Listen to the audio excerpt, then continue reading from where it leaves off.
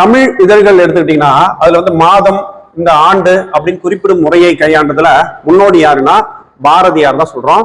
அதே போல தமிழ் இதழ்கள்ல தமிழில் தலைப்பிடுவதற்கு பாரதி தான் முன்னோடியா இருந்திருக்கிறார். ஏன்னா அதுக்கு முன்னாடி பாத்தீங்கன்னா அந்த ஆங்கிலத்தில் செய்திகளுக்கு வந்து தலைப்பு வைக்கிறது வழக்கமா இருந்தது. அந்த ஆங்கில தலைப்புக்கு கீழே வந்து தமிழில் தலைப்பிடுவது அந்த காலத்து இதழ்களினுடைய வழக்கமா இருந்தது. தலைப்பிடல் அப்படிங்கிற விஷயத்த மகுடமிடல் அப்படின்னு சொல்லுவாங்க. சரியா?